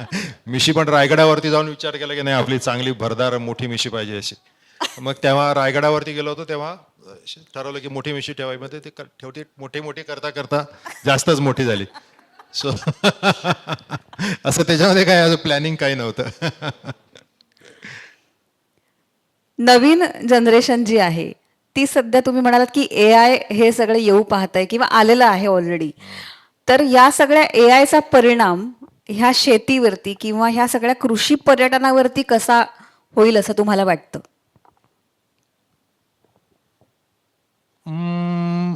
मला वाटतं की त्याच्यावर परिणाम व्हायला अजून वेळ आहे, बऱ्यापैकी वेळ आहे. जेवढा आपण आता ह्याच्यावर बघतो की चायनानी रोबोट्स बनवले आहेत आणि ते आता येऊन काकड्या काढतायत आणि स्प्रे करतायत आणि सगळं ऑटोनॉमसली ड्रोन्स पटापट स्प्रे करताय. आणि येस, म्हणजे ते होत आहे आणि ऑलरेडी चाललं सुद्धा आहे. म्हणजे काही वर्षांपूर्वी अमेरिकेमध्ये एका फार्मवरती बघितलं की तिकडे 14 लोक होती आणि ते त्यांचं 1500 एकरचा फार्म 14 लोक काम करतायत. 1500 एकर म्हणजे किती? किती भयंकर मोठं झालं ते मॅनेज करत होते. ते एका साईडला त्यांनी ते टिपिकल कॉर्न लावलं होतं आणि एका साईडला बटाटा लावला होता आणि क्रॉप म्हणजे एका साईडला अगदी एवढं 1000 एकरामध्ये कॉर्न, 1000 एकरामध्ये ते सेम असं दिसणारं त्यांचं एकदम ते हिरवं हिरवं आणि मग ते सगळे मशीन्स काम करतायत. त्यांच्या बऱ्याच ठिकाणी म्हणजे अशा ठिकाणी ते होईल पटापट. पण म्हणजे शेतीमध्ये it will start coming in, म्हणजे रोबॉट्स येणं आणि शेती एक यंत्रांनी बनवणं, शेती करणं आणि ऑटोनॉमस कमांड घेणं आणि ऑटोनॉमसली विचार करणं की आता ह्या रोग आलाय किंवा हे येऊ शकतं म्हणून हे करायला पाहिजे वगैरे वगैरे, ते येऊ शकतं. पण मला असं वाटतं त्याच्यामध्ये जेवढं बाकीच्या गोष्टींमध्ये फरक पडेल तेवढा शेतीमध्ये सतत लागणारच आहेत. माणसं ही लागतील बऱ्याचशा गोष्टी प्रोसेस करायला, त्यांचं हार्वेस्टिंगच्या पुढच्या गोष्टी प्री हार्वेस्टिंग करायला, त्याच्यापासून प्रॉडक्ट्स बनवण्यासाठी, त्याच्या R&Dमध्ये आणि कृषी पर्यटनामध्ये स्पेसिफिकली जे ह्युमन्स आपल्याकडे चालत येतील रादर दॅन कुठले गॉगल लावून व्हर्च्युअल टूर करण्यापेक्षा जे ॲक्च्युअल ह्युमन्स चांगली हवा घेण्यासाठी आणि शिकण्यासाठी आणि एक्सपिरियन्स करण्यासाठी जे येतील तर ते राहतीलच आणि त्यांना सर्व्हिस देण्यासाठी ह्युमनची गरज पडेल, स्पेसिफिकली कृषी पर्यटनासारख्या ठिकाणी. मी आता काही दिवसांपूर्वी जपानला पण गेलो होतो. तिकडे अगदी ऑटोनॉमस म्हणजे ऑटोनॉमस, तिकडे माणूस नाही म्हणजे नाहीच. म्हणजे तुम्ही मोठ्या हॉटेलमध्ये मी एका गेलो होतो, त्याचं मी व्हिडिओ पण टाकलेले आहेत, पण म्हणजे चेक इनला पण माणूस नाही, तुम्हाला काही पाहिजे असेल तिकडे पण माणूस नाही, कुठे माणूसच नाही दिसला शेवटपर्यंत. झिरो ह्युमन असं ते मोठंच्या मोठं हॉटेल, म्हणजे किती 150-200 रूम्स असतील, ते सगळं मॅनेज करत होतं टोटली. ह्युमन्स मे बी 2-4 असतील कुठेतरी स्क्रीनच्या पाठीमागे बसले, पण ते असं आहे. पण स्पेशली कृषी पर्यटनासारख्या ठिकाणी तुम्हाला माणसांची गरज लागेल. त्यांच्यासुद्धा शेतावरती मी गेलो होतो, तिथे भरपूर ते जपानी लोक असे ते खांद्यावरती हे घेऊन वगैरे ते नाचून बिचून दाखवून वगैरे टिपिकल ते सगळं ते करत होते आणि तिकडे त्यांना बऱ्यापैकी तिकडे जिथे गरज होती त्याच्यापेक्षा जास्त ह्युमन्सची गरज दिसत होती. व्हेरेज हे असे चौकोनी ठोकळ्यांच्या हॉटेल्समध्ये खूपच सुपर, ते त्यांच्याकडे माणसं पण खूप कमी आहेत, सुपर मेकॅनायझेशन झालेलं आहे. पण अशा ठिकाणी नाही. म्हणजे आपण जे बघतो की आपल्यापेक्षा 25-30 वर्ष पुढे जे देश आहेत त्यांच्याकडनं आपल्याला शिकण्यासारखं आहे. म्हणजे जपान तर आपल्यापेक्षा 200 वर्ष पुढे, पण ह्या देशांकडनं आपल्याकडे शिकण्यासारखं आहे बरंच, की कसं होणार आहे भविष्यामध्ये. हे तिकडे होतं आहे, आपल्याकडे पण हळूहळू कॉर्पोरेट शेतीमध्ये येईल. पण कृषी पर्यटनशी रिलेटेड जे आहे, जिथे माणसं निसर्ग आणि असं म्हणतात 2 प्रकारचं पर्यटन हे सतत अजरामर राहील. एक म्हणजे स्पिरिच्युअल पर्यटन, ज्याच्यामध्ये देवस्थानामध्ये जातात. समजा गणपतीपुळ्याला गेलं, कोण मक्केला गेलं आणि कोण व्हॅटिकनला गेलं, तर ते जे काय आहेत वेगवेगळे विषय तिथे लोक जाणारच आहेत ह्या वेगवेगळ्या ठिकाणी. आणि दुसरं पर्यटन म्हणजे एक्सपिरियन्शियल, म्हणजे जिथे तुम्हाला कुठला तरी एक्सपिरियन्स करायला मिळतो, जिथे तुम्हाला म्हशीवर बसायला मिळते, जिथे तुम्हाला मासे पकडायला मिळतं, म्हणजे हे एक्सपिरियन्सेस देण्याचा आपण प्रयत्न करतो. सो हे जे एक्सपिरियन्सवाली ठिकाणं आहेत ती जिवंत राहतील. पण नुसतेच जिथे जाऊन तुम्हाला जाऊन तिकडे रेन डान्स करायचं आहे, खायचं आहे, दारू प्यायचे, स्विमिंग पूलमध्ये उड्या टाकायच्या आहेत, कदाचित तिकडे एवढं भविष्य राहणार नाही. कारण की लोकांच्या घरपर्यंत हे सगळे आता गोष्टी आलेल्या आहेत. पूर्वी 80च्या आणि 2000च्या दशकापर्यंत असं पंजाबी जेवण किंवा चायनीज जेवण म्हणजे वा काहीतरी वेगळं असायचं. आता काय बटन दाबलं की ते सगळं घरी, किंवा नूडलचं बॉक्स उघडलं की ते सगळं होऊन जातं. पण भाकरी, झुणका किंवा तलावातनं काढून पटकन काही तुम्हाला शिजवून दिलंय वगैरे असं अशा प्रकारचं काहीतरी नाही मिळणार. ते तुम्हाला शेतकरी देऊ शकतो. सो ती गोष्टी राहतील, एक्सपिरियन्स. नक्कीच. साधारण 2007 पासून आता 2026 जवळपास 20 वर्ष झाली तुम्ही आज या क्षेत्रामध्ये काम करतायत. वेगवेगळे अनुभव तुम्हाला आलेले असतील तिथे आलेल्या पर्यटकांकडनं. तर असे तुमच्या लक्षात राहिलेले अनुभव की तो विशेष अनुभव होता? प्रत्येक पर्यटक खूपच छान असतात आमच्याकडे. किती जण येऊन गेले आमच्याकडे? कोणी आहेत? 50%, 60% लोक तर आहे. प्रत्येक पर्यटक असे युनिकच असतात आणि त्यांना खूपच म्हणजे कोणाला 99% लोकांना खूप छान अनुभव असतात. 1% असतात ज्यांना अजिबातच आवडत नाही, म्हणजे मनापासून आवडत नाही सगळं. बा काय हे, तो अनुभव कोणता?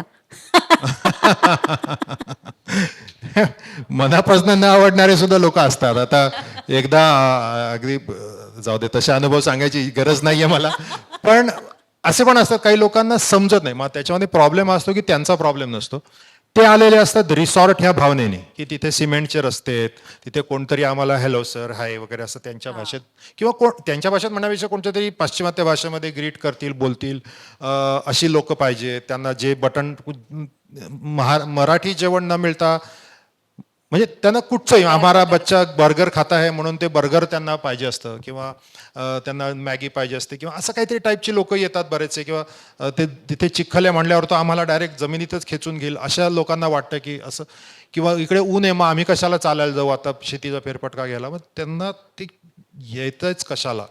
तुम्ही रिसॉर्टमध्ये जा किंवा घरामध्ये AC मध्ये बसा. तुम्ही जेव्हा शेतावर येत आहे तेव्हा ते शेतावरती जो हाच गोष्ट महत्वाची आहे. बेसिकली ही लोकांचं पण प्रबोधन व्हायला पाहिजे की कृषी पर्यटन म्हणजे काय. तुम्ही जेव्हा विदर्भात जाल, तुम्ही एखाद्या दुष्काळग्रस्त भागात जाल, तिथे कदाचित शौचानंतर पाण्याची पण सोय नसेल, तिथे फक्त पान असेल किंवा रेती असेल. मग तिकडे तुम्हाला तो अनुभव घ्यायला पाहिजे.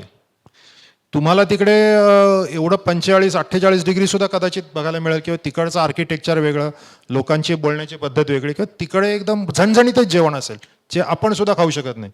पण तो तिकडचा अनुभव असेल तुम्ही तिकडे जाता. तुम्हाला तिकडे जाऊन नाही मला माझं असं पाहिजे, मला ते दूध भातच पाहिजे असं म्हणून नाही चालणार, कारण की तिकडे ते नसेल. आपण तो अनुभव घेण्यासाठी तिकडे जातोय, तिकडचं कल्चर अनुभवण्यासाठी जातोय. जसं म्हणलं गोवा, आता कदाचित इथे बसलेल्या मंडळींसाठी गोव्याचा अनुभव हा अगदीच वेगळा असू शकतो का. बाबा तिकडे अगदी सॉसेजेसच दिली कुठलं तरी आणि मग ते फेणीच ठेवली आणि मग तिकडे काहीतरी असेच बोलले आणि चड्डी घालूनच आम्हाला सर्व केलं वगैरे वॉटेवर. लोकांना काहीतरी वेगळं, पण तो त्यांचं कल्चर असेल कदाचित. तिकडे आपण जर का केरळला गेलो तर तिकडे अगदी ते साऊथ इंडियनमध्ये नारळ सोडून दुसरं काहीच खायला देत नाहीत असं पण आपल्याला वाटेल. असं काही नाही, ते तिकडचं कल्चर आहे. आपल्या इकडे सगळ्याच याच्यामध्ये कोकम घालतात बाबा. अरे ते आपल्या इकडे तेच अवेलेबल आहे कोकम आणि वगैरे.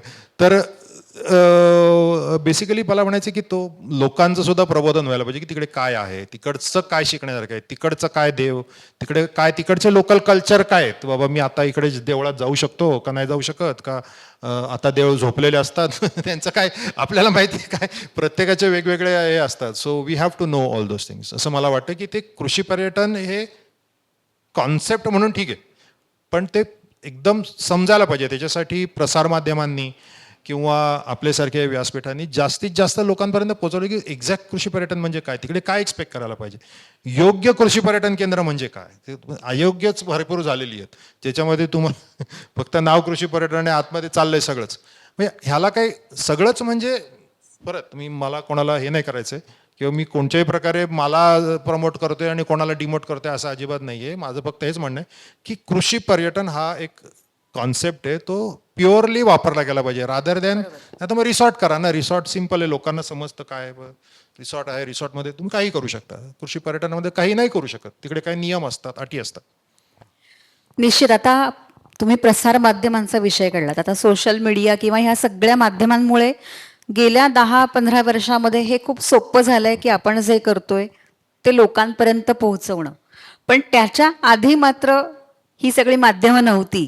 मग त्यावेळेस तुमचं हे कृषी पर्यटन आहे हे लोकांपर्यंत तुम्ही कसं पोहोचवलं?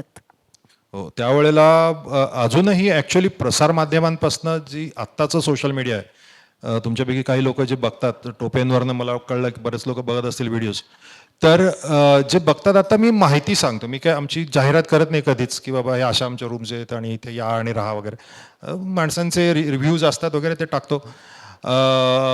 पण येणारे आमच्या कुठच्याही पेपरमध्ये वगैरे सुद्धा ॲडव्हर्टाइजमेंट्स नसतात, पेपरमध्ये किंवा मॅगझिन्समध्ये की या बाबा असं कुठला तरी कार्यक्रम स्पॉन्सर केला वगैरे असं पण काही आम्ही करत नाही. कारण तो कॉन्सेप्ट जो आहे ना तो वेगळा आहे. कृषी पर्यटन बऱ्याच लोकांचं असं पण होतं, जे मी म्हटलं की अगदी 1-2% जे लोक आहेत त्यांना अगदी असं वाटतं का काय हा माणसांचं तलवार घेऊन कापूनच टाकावं वगैरे, एवढं त्यांना राग येतो सगुणाबागेचा. त्याचं कारण की त्यांना माहिती नसतं की काय कॉन्सेप्ट आहे आणि त्याच्यामुळे तो मास मीडियावर आणून जमणार नाही. तो तुम्ही येऊन गेलेले आहात, तुम्हाला माहिती आहे, ते तुम्ही तुमच्याच 4 मैत्रिणींना ह्यांनाच सांगणार किंवा मित्रांना सांगणार की ज्यांना हे चालेल बाबा, तिकडे कधी लाईट जाऊ शकते बाबा रात्री, कुत्रे येतात जेवणाच्या वेळेला, तिकडे नदी आहे पोहायला किंवा तिकडे हे आहेत किंवा ते आहेत. अशा वेगवेगळ्या सगळ्या ज्या गोष्टी आहेत, ज्या लोकांना ह्या सगळ्या गोष्टी पॉसिबल आहेत अशाच लोकांना तुम्ही सांगाल. तुम्ही अशा लोकांना सांगणारच नाही की बाबा ज्यांना अगदी लागतोच बाबा ग्लास संध्याकाळी आणि त्यांना मोठं म्युझिकच लागतं आणि त्यांना हे लागतंच करायला आणि त्यांना ते असंच त्यांची पोरं ते नूडलशिवाय दुसरं काही खातं, अशा लोकांना आपण सांगतच नाही. सो त्याच्यामुळे एक प्रकारे योग्य घडीलाच ते सांगितलं जातं. जसं तुम्ही बघताय इथे इथली जी काय 70-80% लोक आपल्याकडे आता येऊन गेलेली आहेत, ती एक स्पेसिफिक घडीमधली लोक आहेत ज्यांना एक काहीतरी भूक लागलेली असते ह्याची, फक्त कल्चरची त्यांना भूक लागलेली असते, ज्ञानाची त्यांना भूक लागलेली असते की आमचं जेवण कसं कुठनं बनणार आहे त्याची. सो अशी वेगळी म्हणजे मॅच्युअर क्राऊड आपल्याकडे येतो, मॅच्युअर ट्रॅव्हलर आपल्याकडे येतो. ॲमॅच्युअर आणि अगदीच उथळ लोक आपल्याकडे फिल्टर व्हायला होतात. त्याच्यामुळे तेव्हासुद्धा आणि आत्तासुद्धा आपण काही फार ॲडव्हर्टाइजमेंट्स अशी करत नाही. सोशल मीडियावर मी आता बडबड करतोच ऑफकोर्स, त्याच्यामधला वन ऑफ द स्वार्थ असतो की लोकांना सगुणाबाग हे नाव कानावर तरी पडावं. आणि त्याच्यामुळे सरसुद्धा वैद्य सरसुद्धा आपल्याकडे खूप वर्षांपूर्वी सरांनी मला फोटो पाठवला, तेव्हा खूपच मस्त फोटो होता. पण त्यावेळे सर 15 वर्षापूर्वी सर येऊन गेले होते आणि तेव्हा मी नुकताच काहीतरी स्वित्झर्लंडवरनं आलो होतो वगैरे.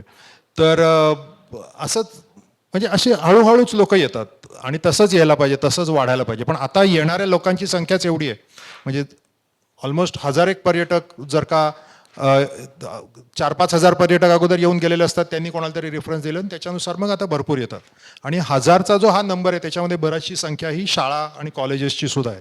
बरीचशी तुमची सुद्धा याच्यातली शाळा कॉलेजेसची मुलं कधीतरी आपल्याकडे आली असतील आणि अशी बरीचशी शाळा कॉलेजेसची मुलं पण आपल्याकडे येतात. ज्यावेळेस ही मुलं येतात, शाळा आणि कॉलेजेसची मुलं, तर त्यावेळेस त्यांचा काय रिस्पॉन्स असतो ह्या सगळ्याला? त्यांना फारच आवडतं. म्हणजे शाळा कॉलेजमधल्या मुलांना खरोखरच खूप अप्रतिम आवडतं आणि खूप नंबर्स लावून असतात आपल्याकडे शाळा येण्यासाठी. एका वर्षामधला जो सीझन असतो शाळा आणि कॉलेजेस येण्याचा, साधारणपणे 5-1 महिन्याचा सीझन असतो तो, जेव्हा शाळा आणि कॉलेजेस नाही पण शाळा त्यावेळेला बाहेर पडतात. तर तेव्हा आपल्याकडे दर वर्षाला साधारणपणे 25 ते 30 हजारपर्यंत विद्यार्थी येतात 5 महिन्यामध्ये. सो ही खूप जास्त संख्या आहे. आणि ह्या शाळांना, शाळांचे जे शिक्षक आहेत, शाळांचे जे प्रमुख माणसं आहेत, ट्रस्टीज वगैरे जे सगळे लोक आहेत, त्या लोकांना माहिती असतं, त्यांनी कधीतरी नाव ऐकलं असतं, ते कधी येऊन गेलेले असतात. आणि नुसतंच कुठेतरी जाऊन भिजायचं आणि गाण्यावर ऐकायचं, त्याच्यापेक्षा आपण एखाद्या अशा ठिकाणी जाऊ जिथे त्यांना संस्कृतीचा अनुभव येईल, त्यांना एक चुलीवरचं जेवण खायला मिळेल, त्यांना थोडंसं पक्षी प्राणी ह्याच्याविषयी अनुभव मिळेल. असं त्यांना डेफिनेटली पाहिजे असतं की त्यांच्या मुलांना अनुभव मिळावा, आणि ती लोक पाठवतात आणि शाळासुद्धा पाठवतात, 100% पाठवतात. सरकारसुद्धा प्रयत्नशील आहेत की अशा प्रकारे कृषी पर्यटन केंद्रांवरती विद्यार्थ्यांनी जावं. तुमच्यापैकी कोणाला काही प्रश्न विचारायचा असेल?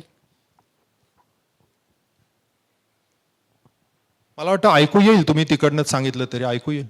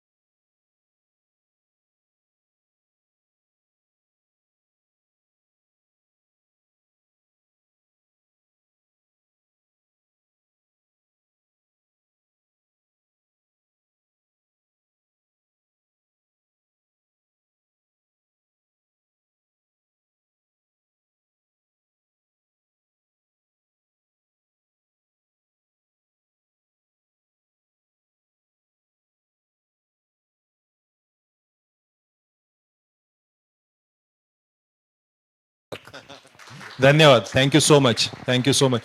तर काकांच्या प्रश्नाला उत्तर द्यायचं म्हणजे होय, आपल्याकडे मल्लखांब चालू आहे, आपल्याकडे कुस्ती सुद्धा चालू आहे आणि रोप मल्लखांब पण चालू आहे आपल्याकडे. आणि आपण आता नॅशनल चॅम्पियन सुद्धा बनवतोय आपल्याकडे. आपल्याकडे जी आपण कबड्डी करतो त्या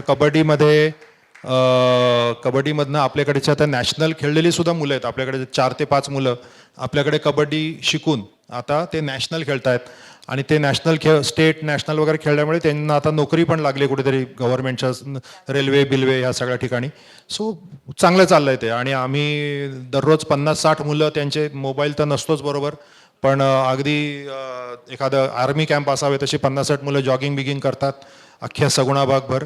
नदीत पोहतात, बाहेर येतात, त्याच्यानंतर मल्लखांब करतात. मुली येतात, मुली पण असतात, तरुण मुली ज्या रोप मल्लखांब शिकतात. असं सगळं आहे. हो ते आहे ना, कुमुद कमळ सगळं आहे ऑल. त्याचा फरक सगळ्यांना सांगा, कुमुद आणि कमळ. म्हणजे बेसिकली वॉटर लिली आणि लोटस इंग्लिशमध्ये तसं बघायला गेलं तर ते आपलं जे राष्ट्रीय फूल जे आहे कमळ, आणि वॉटर लिली जे ॲक्च्युली लक्ष्मी मंदिराच्या बाहेर विकलं जातं कमळ म्हणून, तर त्याच्यामध्ये खूप मोठा फरक आहे. ते वेगवेगळ्याच या आहेत, पूर्ण वेगळीच झाडं आहेत ती.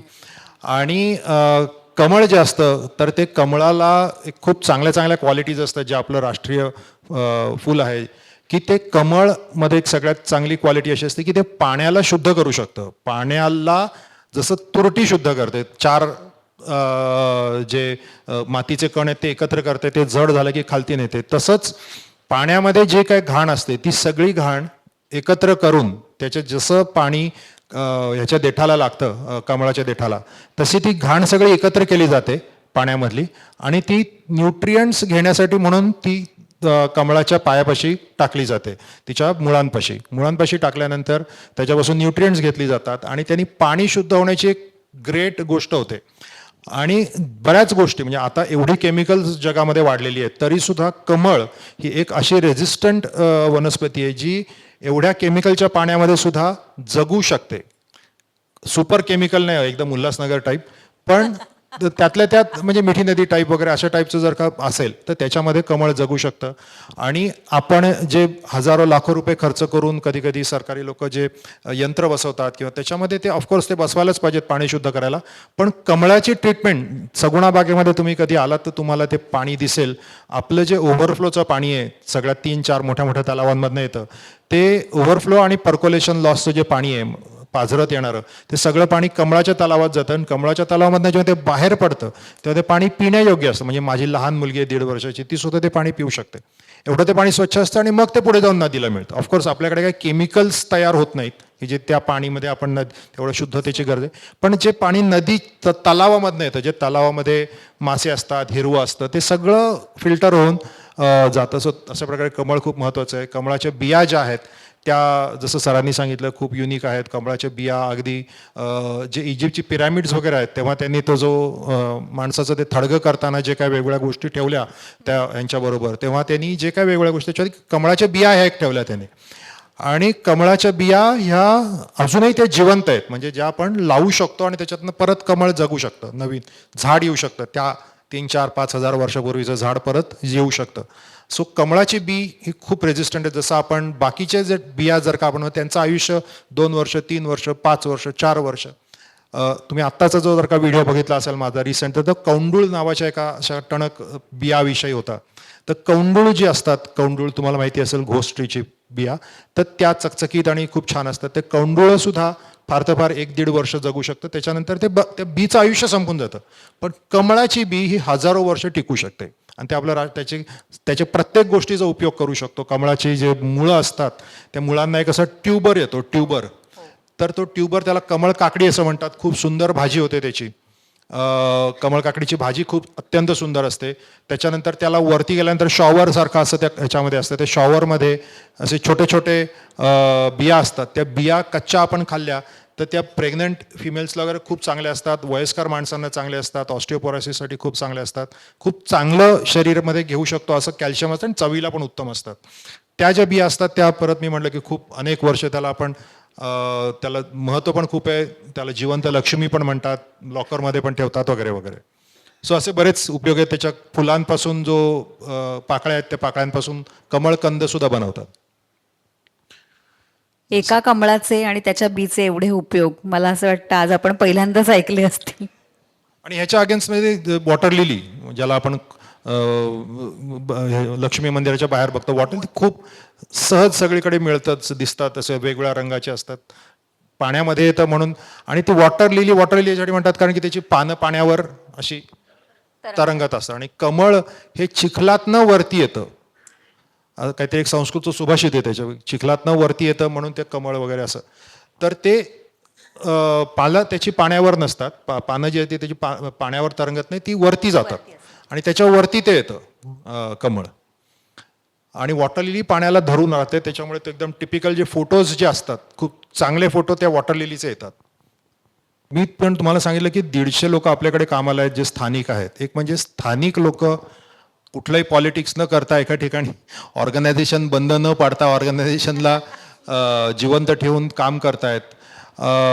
प्लस जसे सर येऊन गेले, जसे तुमच्यापैकी काही लोक आहेत, तुम्हाला वाटलं पण मग तुम्ही कधी मला पाहिलं पण असेल नसेल, असे अनेक गोष्टी स्वतः ते मॅनेज करतात आणि एक प्रकारे हे होतं. तर मला असं सांगायचं की आपण स्वातंत्र्यानंतर बऱ्याच गोष्टी ज्या आपण खरोखर करायला पाहिजे होत्या आणि ज्या आपण नाही केल्या, तर त्याच्यापैकी एक वन ऑफ द गोष्ट जी आहे ती म्हणजे आपण फारच सगळं वेस्टर्नाइज आणि कल्चर जे आपलं सगळं आहे, आपण कॉर्पोरेट आणि ते गोष्ट जी आहे जे बेसिकली HR ला मध्ये आणणं आणि त्याच्यामध्ये मग कामगार आणि मालक यांच्यामध्ये तफावत ठेवणं, त्यांना भेटण्यासाठी कुठलं तरी वेगळ्या केबिनमध्ये जाणं वगैरे वगैरे, हे एक गोऱ्या लोकांचे असणारे संस्कार मला म्हणता येतील जे आपण आणले आपल्या देशामध्ये आणि ते तसेच ठेवले आणि त्याचे काहीच विचार नाही केला की ते त्यांनी खरं आपल्यावरती अजून पुढचे 400 वर्ष कसं राज्य करता येईल त्याची एक सोय करून ठेवलेली आहे. आणि आपल्याला बॅक ऑफिस म्हणून ते अशा प्रकारे आजही वापरत आहेत. आपल्याला थोडेफार काय डॉलर्समध्ये पैसे दिले तर आपल्याला वा वाटतं. पण मला असं वाटतं की ह्याचं उत्तर आपल्याकडे आहे. शिवाजी महाराजांनी काय वाटतं, आपल्या छत्रपती शिवाजी महाराजांकडे खूप पैसे होते का? त्यांच्यासाठी लोक मरायला तयार होती, आजही मरायला तयार आहेत. मग त्यांच्याकडे खूप पैसे होते का? किंवा त्यांच्याकडे काय फार असं काही स्किल होतं का वेगळं ग्रेट वगैरे, किंवा असं काही फार त्यांच्याकडे मॅनेजमेंट शिकलेली लोक आली आहेत वगैरे, असं काही नव्हतं. आपली जी लोक आहेत, माझं प्रश्नाचं तुमचं उत्तर हे आहे की आपली लोक प्रेमाने मॅनेज होतात. आपली जी भारतातली लोक आहेत ही प्रेमाने मॅनेज होतात आणि लोकांना प्रतिष्ठा पाहिजे असते. पैसा हे एक महत्त्वाची गोष्ट आहेच, पण आपल्याकडे 10,000 रुपयावरती सुद्धा काम करणारी काही मुलं आहेत आणि वेगवेगळ्या स्तरावरती लोक काम करतात. पण ती लोक सुद्धा अग्रणी, माझ्या वडील छोटे असताना ज्या लोक तिकडे आपल्याकडे कामाला आली होती ती आजही तिकडे काम आहेत आपल्याबरोबर. आणि ते माझ्या आईसारखे किंवा माझ्या वडिलांसारखे किंवा माझ्या आजोबासारखे आजही तिकडे आहेत. तुम्ही सगुणाबागेत येऊन बघितलं तर अगदी 70, 60, 70, 80 वर्षाच्या मावशा व्यवसाय तुम्हाला तिकडे असं मस्त मांडी घालून बसलेल्या दिसतील.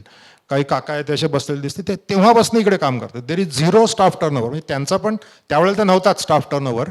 पण आता जी नवीन मुलं येत आहेत, जी कॉलेजमधली किंवा जी काही आता आपल्याकडे व्हॉलंटियर्स सुद्धा येतात काही काही काम करायला, व्हॉलंटियर्स जाऊ देत, पण जे कामासाठी काम करायला येणारी मुलं आहेत ते सुद्धा काय फार सोडून गेलेत किंवा फार त्यांना अगदीच आपण सगळंच प्रोव्हाइड केलं. अगदी त्यांना AC रूम, झोपायला आणि मोठा पगार आणि तुम्हाला काय पाहिजे ते काम, असं काही नसतं. सगळ्यांना सगळी कामं करायला लागतात आणि तरीसुद्धा सगळे काम करतात. त्याचं उत्तर आहे प्रेम. आपल्याला वेस्टर्नाइज्ड सिस्टीम अजिबात नको आहे. स्पेशली कृषी पर्यटन केंद्रांमध्ये किंवा शेतीच्या याच्यामध्ये लोकांना मालक समोर लागतो. आम्ही तिथे राहून असतो, आम्ही तिकडे राहतो आणि तिकडेच लोकांची टीम तयार करू शकतो. एवढ्या वर्षांपासून प्रत्येक माणूस कमवावा लागतो, त्याचे काही प्रॉब्लेम्स असतात, हे असतात ते असतात, ते सगळे पोटात घालून त्याला शिकवून पाठीवरनं हे करून.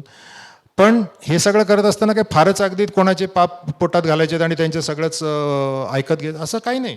आपल्याला जिथे दंड तिथे दंड, जिथे न्याय तिथे न्याय, तिथे हे सगळं आपण करतो आणि तरीसुद्धा सगळे लोक छान काम करतात. जे तुम्ही अनुभवलं आणि बाकीसुद्धा काही लोकांनी अनुभवलं असेल की तुम्हाला तिकडे मालकाची गरज नाही. तुम्ही तिकडे आल्यानंतर तुम्हाला मॅनेजर कोण आहे ते पण नाही कळणार. मुकादम, आपल्याकडे मुकादम सिस्टीम आहे. मुकादम सिस्टीममध्ये कोणालाही कळणारही नाही की तुम्हाला कोण मुकादम होता आणि कोण ॲक्च्युअल कोण काय करतोय. जो माणूस आत्ता तुम्हाला जेवण वाढत होता तोच माणूस रात्री तुम्हाला येऊन गाणं पण गाऊन दाखवेल. तोच माणूस सकाळी नाश्ता पण वाढायला असेल आणि तोच माणूस त्याच्यानंतर मडकं करायला पण तुम्हाला मदत करेल. सो अशा प्रकारे वेगवेगळे मल्टीटास्किंगच लोक आपण आहोत. आपलं हे सगळं आपल्या रक्तातल्या गोष्टी आहेत. फक्त आपण आपल्या संस्कृतीला धरून आपल्या लोकांना मॅनेज करायला पाहिजे. आपण गोऱ्या लोकांनी आपल्याला काय सांगितलं आणि मग त्याची आपण कशी एक असं फॉर्मॅट बनवणार आणि मग हा मॅनेजर आणि हा असिस्टंट मॅनेजर आणि मग हे आणलेले काय परमनंट आणि हे नॉन परमनंट असे सगळे ते कॉम्प्लिकेशन्समध्ये जायला नाही पाहिजे. आपण आपल्या लोकांना, मी हे जपानमध्ये पाहिलं बाय द वे, म्हणजे हे हा जो प्रश्न आहे तो मला पण पडायचा की आमच्याकडे कसं, म्हणजे काय आम्ही काय वेगळं. ऑफकोर्स मी त्याच्यामध्ये, मी जेव्हा एवढ्या ठिकाणी काम केलं, मी अनेक ऑर्गनायझेशन्समध्ये काम केलं, तेव्हा कसं काम करायला नाही पाहिजे हे मी खूप शिकलो की कशा प्रकारे काम नाही करून घ्यायला पाहिजे लोकांकडून. खूपच विचित्र प्रकारे आपण स्पेशली भारतीय ऑर्गनायझेशन्समध्ये आपण काम करून घेतो. जपानमध्ये मी पाहिलं की ते त्यांच्या कल्चरला एवढा भाव देतात आणि त्यांच्या कल्चरमुळे आज तो देश एवढा पुढे आहे. त्यांच्या संस्कृतीमुळे, ते त्यांची भाषा सोडून काहीही, म्हणजे अगदी छोटी छोटी मुलं त्याने इंग्लिशचा पण येत नाही.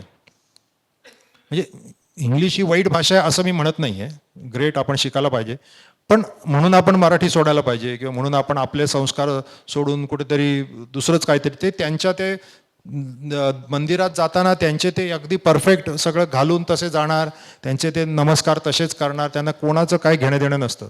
ते त्यांचं जेवण तसंच खाणार, तसेच बसणार, तसंच उठणार, सेम. म्हणजे त्यांची आत्ताची एकदम यंग जनरेशन आणि एकदम ओल्ड जनरेशन, त्याच्यामध्ये काही फरक नाही, सेम.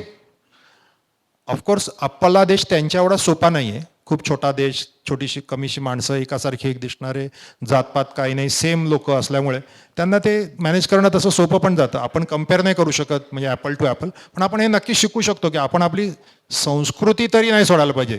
जे मला खूप दिसतं, म्हणजे आपल्याकडे येणारी सुद्धा बरीचशी लोक, ऑफकोर्स जरी जसं आपल्याकडे फिल्टर्डच क्राऊड ऑलरेडी येतो, जे मी म्हटलं मॅच्युअरच लोक सगुणाबागेपर्यंत पोचतात, त्यांना तेवढे 5-10 हजार रुपये खर्च करायचे तर ते कुठल्याही रिसॉर्टमध्ये जाऊन खर्च करू शकतील, ते कुठल्याही मॉलमध्ये किंवा चांगल्या रेस्टॉरंटमध्ये जाऊन, ते कशाला एवढ्या उन्हातानात म्हशीवर बसायला आणि बैलगाडीत कशाला येतील ना ते. पण ते काहीतरी त्यांच्या डोक्यात असतं म्हणून येतात आपल्याकडे.